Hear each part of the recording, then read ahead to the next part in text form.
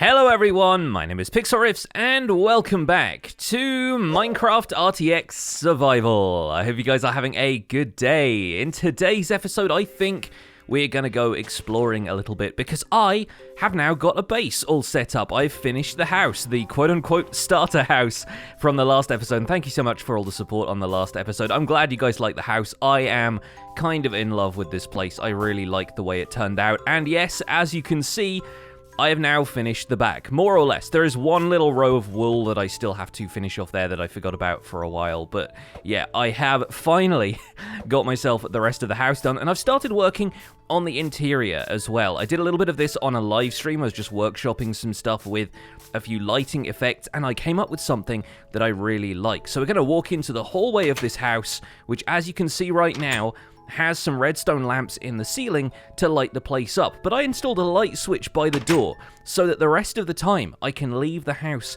completely dark and actually have a functional light switch for this hallway. Not only that, but I love the fact that what we have here is a warped fungus in a flower pot, giving this really subtle glow to the area. And this is where the RTX stuff really comes into its own, because of course, warped fungi are not necessarily a light source in vanilla Minecraft, and as you can see around the house right now, it's looking a little bit dark in here, but if I turn the lights on, of course, we have the redstone lamps in the ceiling to illuminate things. But you might wonder, what is the point of having a light switch when that's just darkening the hallway the rest of the time? Well, actually, if I hit the semicolon key, you'll notice that this hallway is actually pretty well lit. And it's not just the fact that we have a shroom light down there in the corner uplighting the light switch, but we also have jack-o'-lanterns under the carpet. And as you've seen in the previous episode, if you've watched that one, the jack-o'-lanterns will actually provide block lights to the environment, while the RTX effect completely removes them. And in fact, you could probably do the same with any other light source, whether it was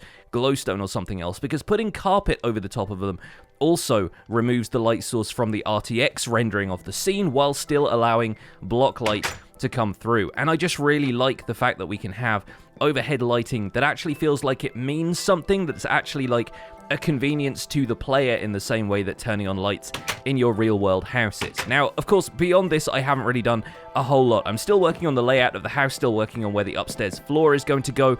The one thing I have done is over here. This is the fireplace, the kind of central hearth of the house. We're going to have maybe like a cauldron of water above the campfires here, and I was wary about using actual fires because I didn't want to accidentally have the rest of the house catch fire. That could go very badly very quickly. But I love the fact that this giant fireplace turned up here in the center of the house. I quite like the design, even though it's all cobble, it's got some character to it, and obviously we just have to stagger the chimney a little bit to make sure that it lines up with the chimney at the top of the house. Leading out to the back here, we've got a little balcony that you can walk along, and that is where I need to put the rest of the wool. And inside, we have lots of different space for living areas and, you know, bedrooms and that kind of stuff. So all of that stuff will come along a little bit later once I've decided where everything is going to go. And there's potentially going to be some space between floors that we can wire up some more of that redstone lighting. The redstone also gives off a really nice red glow, which I expect we will end up using at some point in future for lighting up builds and stuff like that. But the reason I want to take you guys on a bit of a trip today, the reason I'm leaving this house behind in favor of pastures new, is because I have finally found some interesting biomes in this world. I've been in all directions, probably 2,000 blocks or more, and most of what I find is forests, is plains, occasionally snow plains or mountains, something a little bit more interesting like that. But the south of this world has all the goodies, and I've already been on a little bit of an expedition. I brought back some blue ice, I brought some cactus, we found a mesa that I've got some terracotta, and I've got myself a good source of sand finally, because yes, there is a desert in this world, and I finally was able to locate where it is. So I'm going to head off in search of that, and we're going to show you guys what some of those biomes look like here in Minecraft RTX, and potentially stop by a village on the way. Because as we get further south in this world, we are heading for an ocean that starts, I think, about 500 blocks away from spawn and continues a little bit further in that direction. But there are a bunch of villages along the way, and I've been putting off basically going to a village until we could do it in an episode. I brought a bunch of supplies with me that might be useful for trading with farmers or librarians if we run into any of those, and it looks like finally we found a village that has a population. It's actually kind of hard to do because I've found so many villages villages which just happen to be like abandoned villages, or there's just nothing there, or even worse, the inhabitants are all zombies and I have to worry about curing them in future. But it looks like this guy is just going to be...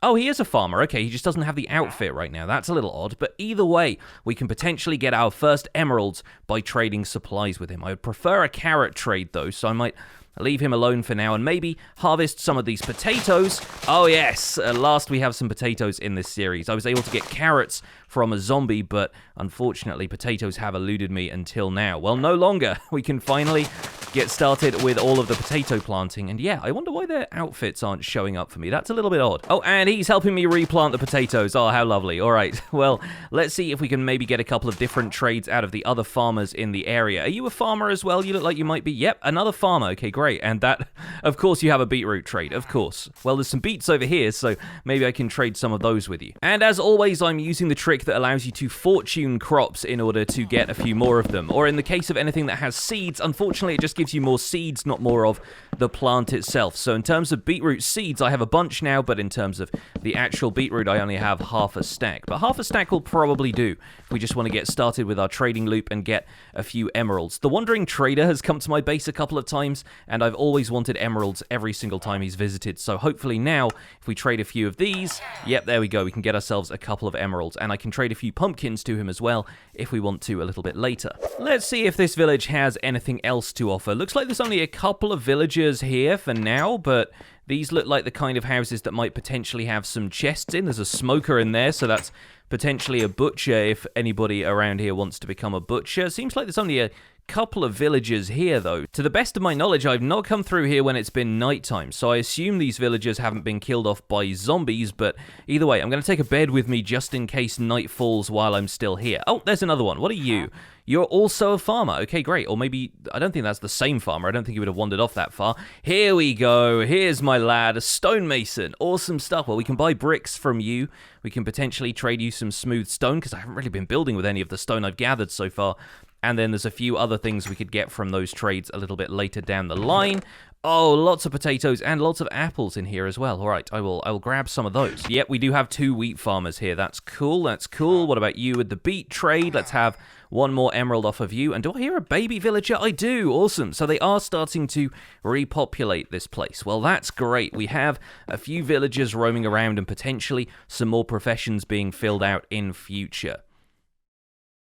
Well, I'll be honest, I was really hoping this village would have one of the tall church-like buildings, so that way I could end up getting myself a brewing stand nice and early. Obviously, we don't have blaze powder yet, but I've not yet found a nether fortress, and I haven't really explored far enough to find one in the nether yet. So I'm thinking maybe we end up trading with a few more of these guys and then skipping off in favor of finding a village. And I'm thinking what I might do is take down some of the hay bales around the perimeter of town and use those to trade wheat with the other farmers in the meantime. Kind of wish I brought the hoe with me to take these down quicker, but we can punch them. Not a big deal. And finally, after multiple attempts breaking and replacing those composters, I have got a carrot trade out of this one. So that's brilliant. We can trade the rest of those carrots, hopefully fill up the XP until it can trade pumpkins, and then we'll trade some pumpkins to him as well. And oh wow, okay, you're breaking those crops at lightning speed. I see how it is. Definitely room for a couple more carrot trades though, and in comes the pumpkin trade. Yeah, okay, well we got a few pumpkins that I could trade to him as well, and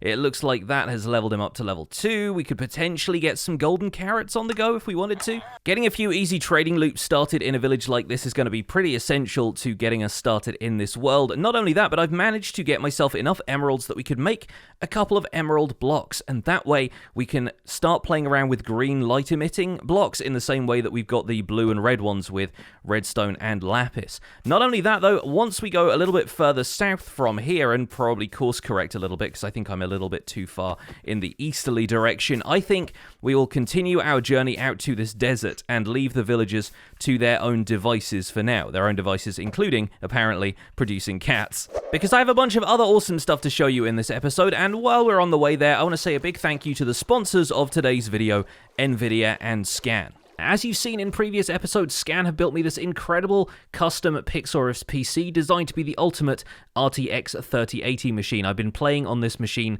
since we restarted the RTX series and before, and it's a fantastic example of Scan's 3XS custom PC range, all built around the RTX 30 range of graphics cards. You can visit their website at scan.co.uk, where they have a whole range of 3XS PCs ready for you to order.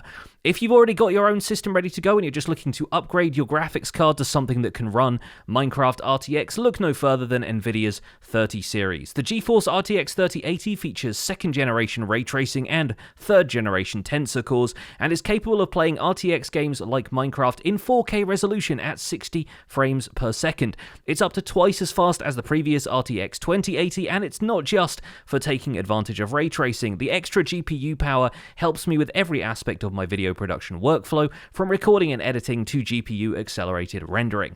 And there's good news, Minecraft RTX is now a bundled part of Minecraft Bedrock Edition. So if you have Bedrock Edition on Windows 10, you can play Minecraft RTX as long as you've got the hardware. You don't have to mess around with the beta or install anything else. Load up the marketplace and you'll find a bunch of RTX maps ready for you to explore.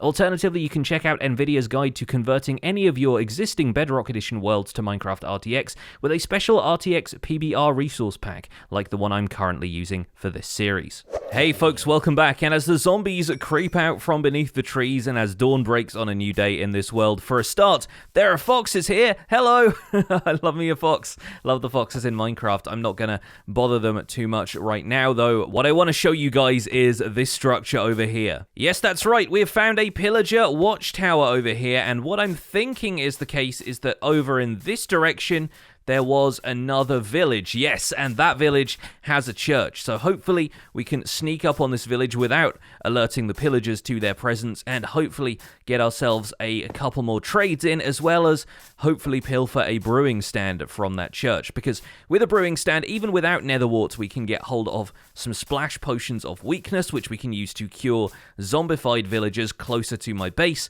All we'll need is the blaze powder, and we will be good to go with brewing. And here is a cleric. He's come out of the house to meet us, and oh gosh, there's a lot of endermen around apparently. Well, we won't look at any of them. Instead, we'll come in here and look at this. The stained glass windows of the church actually making an impact on the build. That's super cool looking. All right, well, let's see if we can trade you some of the rotten flesh that we've got. Yes, absolutely. Lock in those trades for the future. We could even trade a little bit of redstone from you if we needed to, but that brewing stand, that is really what I want. I'm sorry, my friend, I am going to take your workstation block away from you, but don't worry. Now that we've traded with him once, hopefully this is the way it works in Bedrock Edition. Now he'll be able to keep that profession, and we could always craft another brewing stand in future if we needed to. But this is going to be very, very helpful for me curing some of your friends. What is going on with these endermen? They are everywhere right now. We also have a blacksmith over here on this half of the village, so let's go and raid the blacksmith and see what's up. This is like the old school design of blacksmith as well, which is pretty cool to see, actually. And look at that, we've got some obsidian here in the chest and a little bit of bread. I think I'm going to leave that for now because my inventory is looking kind of full. Maybe I'll chuck this guy a couple of stacks of the potatoes I found and do the same with the villager over here, and that way, if they need to breed up the population, they will have food to do that, and we can come back and hopefully find some more farmers here in future. But in the meantime, I'm going to head off,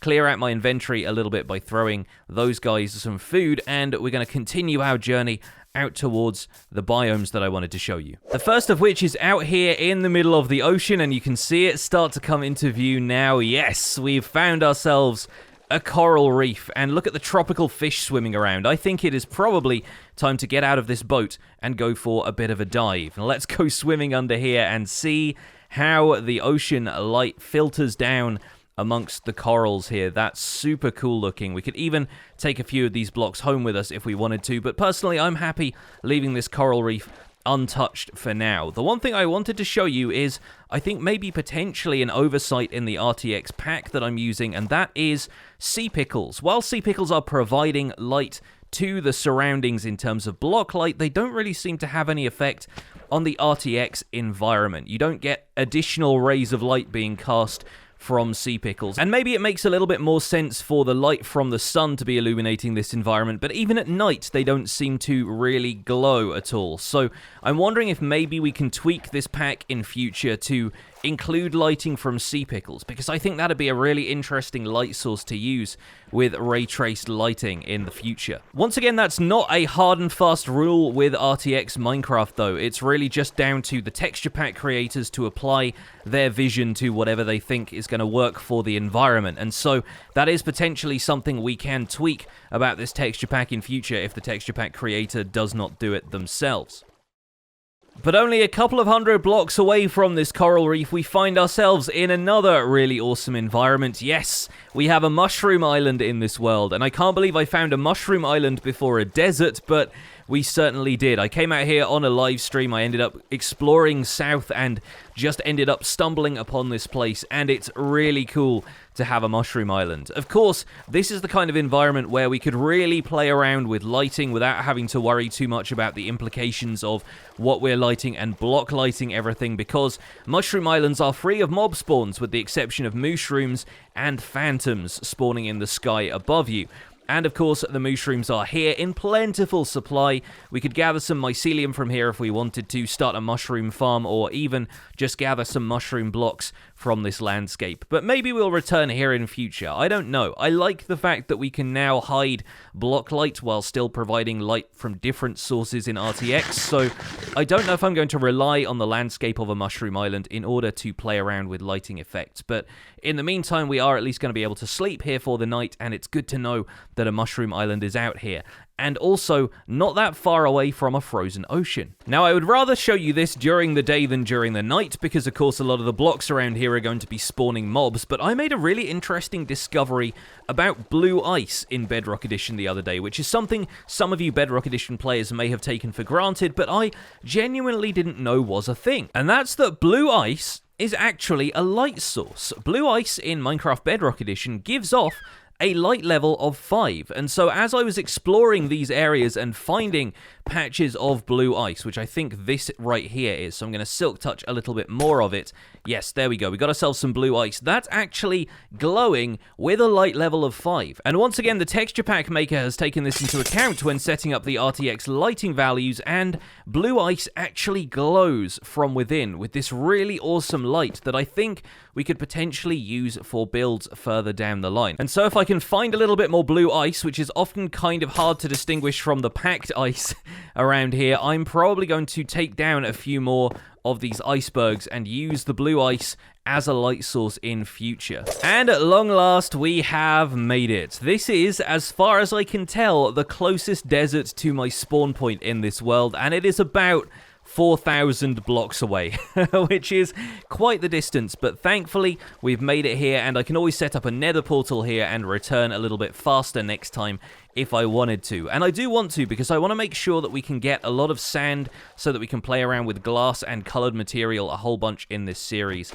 and use some of that to our advantage. Now I'm going to cook up some of the beef that I gathered from cows on the way here, because I brought a campfire with me and I figured I was going to run out of mutton at some point. We've got a couple of things that we can eat, of course, but I think it's going to make sense to cook up. Oh, that could have gone a lot worse. There we go, we got all that beef cooked up, and this village seems to be thriving. It looks like there are a few villagers already here, and you'll notice the light takes on a kind of a different quality in the desert. There's almost a haze over the entire thing, which is really cool. Let's see if you folks have any professions. You look like you don't. All right, fair enough. I did see another villager dart between these alleyways. Yet we have a leather worker over here, and I wonder if there are any farmers around. There's certainly a decent supply of hay bales if I need to get a wheat trade on the go. What are you? You're a librarian. Oh, fantastic. Okay, and you have a book there for 9 emeralds. I'm curious about what that is. Let's see if we can get that trade to unlock. I'll buy a bookshelf or two from you as well, and it's a Punch 2 book. Oh, well, at least I got a couple of bookshelves out of that deal, and once again, we can replenish our emeralds just by trading a little bit with farmers if we need to, especially now we got that brewing stand. I'm looking forward to zombifying some villagers and getting that trade loop on the go. I understand that that has changed a little bit in Bedrock Edition lately, so I'm looking forward to seeing what the renewed mechanics are, and yeah, I'm probably just going to take down a bunch of these bookshelves and bring them with me as well. There we go. I got an achievement for that as well. The Haggler. All right, well, that should be proof to anybody who is still curious that achievements are still enabled in this world. I have not cheated anything in yet, and I don't expect I will. Yes, I found a farmer. We got a bunch of potato trades on the go. This is looking promising. Hopefully, we'll be able to do a bit more trading with the other villagers around here. This definitely seems like the village has a much stronger population than the other ones that we've encountered so far. Well, thankfully, there is at least one farmer in this village, and he's a potato trader, so I've managed to get a few more emeralds back from that, and if there was a farmer who traded wheat around here, we would be rolling in it thanks to the number of hay bales. But it looks like that might be the only actual crop farm in the area. So I think what I'm going to do is break down some of these hay bales and bring them back with me for future trades with the other wheat farmers. But the abundance of villagers and a bunch of hay bales is not the only good thing about this village. It's also right next door to a mesa, which I think makes this a perfect site for one of our first nether portal outposts here in this world. I think we're going to need to come back here a lot because plentiful terracotta is going to be a really nice thing to have, and this is the mesa that I got the terracotta from that you saw at the beginning of this episode. And of course, Minecraft is going to make it rain right as I come to one of the most beautiful biomes in the game. But of course that's okay, because aside from occasional river biomes running through them, it doesn't actually rain in the mesa, so we get to look at this in all of its glory. And this whole biome is actually kind of narrow from what I can tell. There is basically like a thinnish strip of badlands all the way through here. There's a little bit of the eroded badlands biome over there. You can kind of see a couple of spikes of it poking out over there, but the majority of it is just mesa, and there's going to be a few abandoned mine shafts and stuff around here that we can loot. It's really nice just hanging out here, and the biome itself looks all the more beautiful with a little bit of realistic lighting applied to it. But yes, the rain is still happening in river biomes that run through them, and I think what we're going to do is grab a little bit of the surface level terracotta here while we can. We'll probably come back for more in future, but for now, just nice to have a variety of building materials this early in the game. But in the meantime, I'm also going to grab a few more bits and pieces of cactus, and as the sun fades in the sky, look at the glow on the sand disappearing. I think we're going to sleep for the night here in the mesa, finally get rid of this rain, and then we can take a few of these cacti back home with us, so we can start to experiment with green dye and green glass, green lighting in general, and just start farming cacti a little bit closer to the base. Okay, hold on. I just got a glimpse at, yes, there's another mesa biome a little bit further away, and a savanna right there as well. So I think we should quickly investigate that after we investigate this. Oh, yes. Okay, we've got ourselves a regular golden apple, not an enchanted one. People are asking about the other enchanted golden apple. I found that in an abandoned mine shaft as well. So we'll leave the sticks behind here. We got a diamond from this one as well. Oh, what can I leave behind? There's so much stuff here. There's so much I want to have. All right, the rotten flesh can get left here. Don't need to worry about that. And the redstone, we could always come back for, but redstone is nice and easy to get hold of. Look at this, though. This seems like the real treasure trove of this area if we want a little bit more terracotta. That biome looks a little bit bigger than the one we are leaving behind. Oh, beautiful. Look at this. There's a section where the savanna overlaps with whatever this biome is. I've not really seen this biome with so much coarse dirt before, but the trees start to become a little greener as it kind of ends up in this area. There's a little bit of exposed coarse dirt and clay and stuff around here, and then it sort of transforms itself into the mesa on this side. That's awesome stuff. That looks really, really cool. Let's see if we can take a look around this savanna and catch anything. There's not really that much of importance in savannas, but it'd be nice to take home a couple of acacia saplings at least. I was also really hoping we'd be able to find a jungle out here on this trip, and I don't know if there's going to be one beyond the Badlands here. We might as well give that a try. Let's fortune a few of these leaves here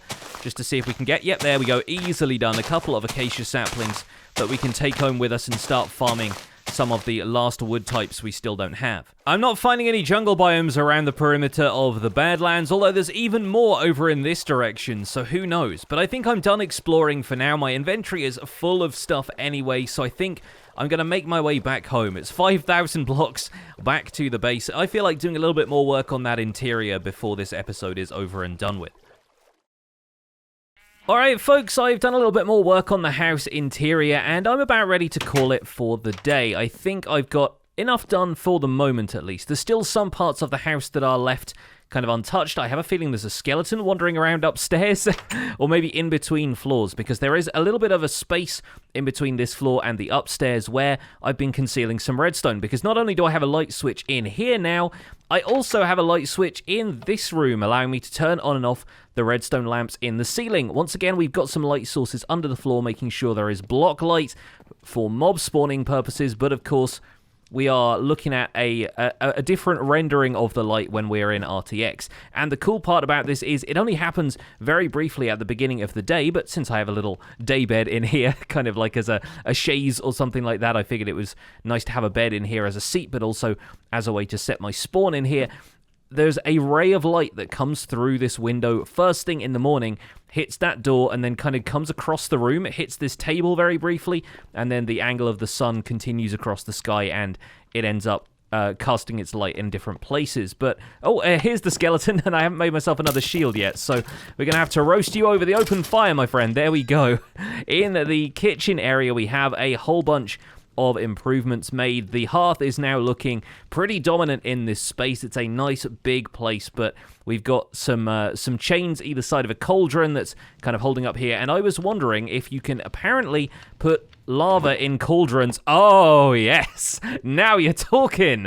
That gives us the uplighting we need. While we don't always see the contents of the cauldron, I think that really adds some atmosphere to the area, and of course makes it look like this whole kind of area is like almost red hot with the heat from the fire. It's kind of heating the metal in there, even though that's obviously a wooden fence. I like the ambience. That provides a whole lot. And if you want to do some lighting with lava, but you don't want to risk lava setting fire to stuff, you can, of course, place lava safely in cauldrons, and that will allow you to do that. And doesn't that look awesome? I think that looks absolutely brilliant. I've used a couple of cauldrons elsewhere in the build as well. We've got one right here, which I stashed the brewing stand away in this little cubby, and you can just about see that there is water in the cauldron.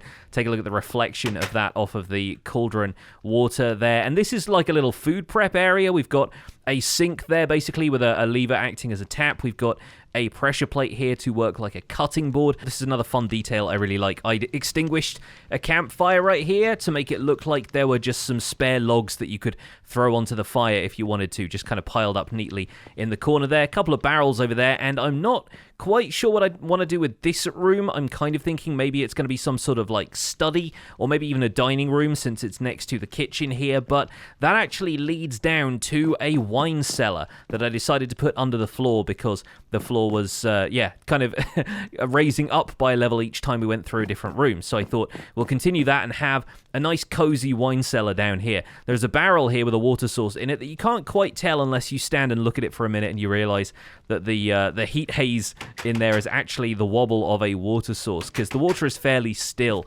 in these RTX resource packs. But we've got a shroom light underneath there, actually providing light to the rest of the room as well, although there are torches everywhere just to give it a little bit of subtle ambience. And I might experiment with that a little bit later on to see if we can give it a slightly different vibe down here. Above that room, of course, we go up into the top part of the house, which is still kind of unfinished. Now, I'm working on it in different sections, but as you can see right here, there is some redstone that's powering the redstone lamps in that room and in the hallway, and I kind of want to make sure that we can section off this top part of the house to take that into account and maybe make some subtle little rooms here and there. Like I wanted this to be a separate room with this nice big window, but just a simple bed and a chest or something like that to make sure that this felt like a place that people could stay. And then we'll do like a master bedroom somewhere around here that's going to be a little bit nicer. But that's the progress on the house so far. We're dividing up the interior quite nicely, and part of me wants to go and see what the Wandering Trader has for sale, because at this stage in the game, he's actually still fairly useful with some of the stuff he can bring me. Like, if this guy has jungle saplings available, they'd probably be more than 2 emeralds, but I may as well go and take a look, right? Can't hurt. And sometimes he has some really useful stuff that it's more difficult to get elsewhere. Let's see what you've got. And it's spruce saplings, cactus. He does seem to sell cactus quite frequently. He's got some glowstone and some beet seeds. Unfortunately, this is all stuff that I have in pretty easy supply at this point. We got the cactus farm set up, so maybe not today, my friend. But that leaves us with enough emeralds to use the emerald block that I made, and I can show you the last piece of our color puzzle with some green lighting alongside the red and the blue. And I think maybe the best place to demonstrate that might actually be down here in the wine cellar. So let me take out some of the torches down here, and we might actually clear away some of these tables and stuff as well. I'm just going to take up the ones that are in the center of the room so that we can give ourselves a little bit more room to work here. And it looks like the light from the shroom light at the bottom of that barrel isn't really going to stop us. So if I put down the green light here, we'll be able to see that, yes, we have, an awesome green glow glow. I like that a lot. And now we get to see how red, green, and blue light combine, because, again, people are still slightly confused about the primary colors of light as opposed to pigments. And if you combine red and green light, that's when you start to get things in the orange and yellow spectrum because of those frequencies of light combining.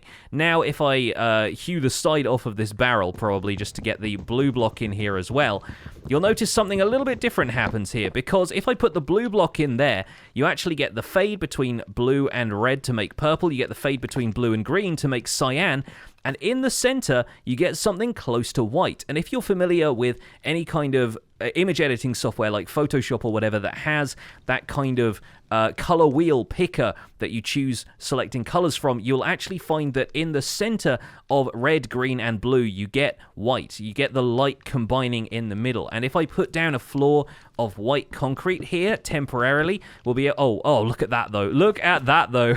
Look at the different colors of light hitting and being occluded by the blocks around them. Just creates such a wild-looking effect. And it even renders on the item entities as they're sat there as well. That's pretty cool looking. In fact, it's going to mean taking the cellar apart a little bit here, but let's push everything back just a touch more, just so we can get a nice wide area of this white concrete floor illuminated with these different colors, because I really think this cannot be overstated. This is really where the true power of the RTX stuff comes into play. So let me throw down a nice wide area of our concrete floor. Let's throw the rest of the concrete in this barrel with a couple of other things so I can pick up the color blocks. And then let's put red there. Let's put green there. And we'll put blue right here on the corner, I guess. And there you go. There you start to see the effect happening. You get blue fading into green, green fading into red, red fading into blue, and in the center, white. And that is really the key to all of this. It's combining all of these different colors and seeing what they produce. And again, you can look at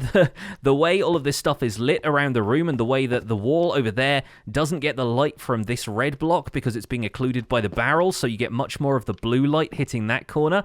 It's really quite interesting seeing how all of the different lights hit in different places, and that's super fun to work with. It's been a bit of a challenge when I've been decorating a little bit more of this house and we're working with slightly more natural colors of light, but I cannot wait to farm a few more emeralds and get hold of even more of these blocks so that we can do some more wild experiments with light and color. But for now, I'm happy to put things in this cellar back as they were, more or less. So I'm wondering maybe if we put a green block over here in the corner. I wonder if we can kind of have this kind of green ambience coming from one corner. That's kind of cool. We could end up doing a little bit more stuff like that in future, and maybe like instead of having mossy cobblestone, or maybe accenting the mossy cobblestone in some of these corners, we can start to have some interesting uses of light like this. Once again, we're going to have to balance that with block light from normal Minecraft light sources, but I think this shroom light is doing its best along with the torches here to light most of the spawnable blocks here in this cellar. So yeah, maybe we'll start working in little details like that just to give it